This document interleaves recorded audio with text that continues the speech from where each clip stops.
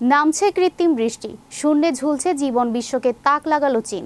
ভাবুন তো, দূর থেকে দেখছেন একটি বহুতল ভবনের ছাদ থেকে যেন ঝরছে কৃত্রিম বৃষ্টি। পুরো এলাকা ধীরে ধীরে ঢেকে যাচ্ছে সাদা কুয়াশায়। প্রথম দেখায় মনে হতে পারে এটি কোনো সিনেমার দৃশ্য, কিন্তু না, এটি বাস্তব। তাহলে কি বাংলাদেশও পারবে এই প্রযুক্তি আনতে? এ নিয়ে বিস্তারিত থাকছে ডেস্ক রিপোর্টে।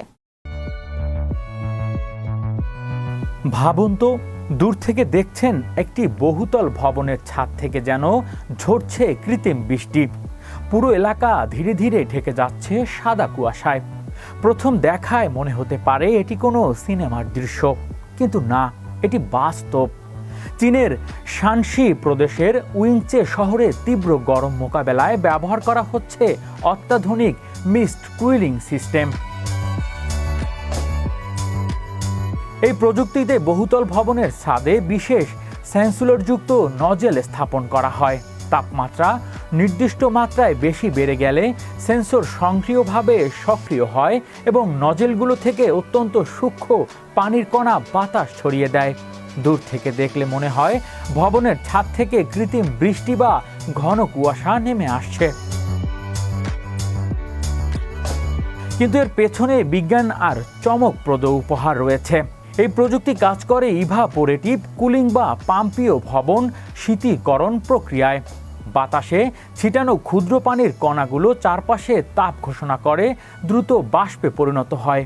ফলে অল্প সময়ের মধ্যেই আশেপাশের তাপমাত্রা প্রায় 5 থেকে 8 ডিগ্রি সেলসিয়াস পর্যন্ত কমে যেতে পারে।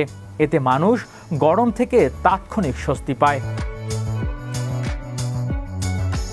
সবচেয়ে বড় সুবিধা হলো এটি প্রচলিত এয়ার কন্ডিশনারের তুলনায় অনেক কম বিদ্যুৎ ব্যবহার করে।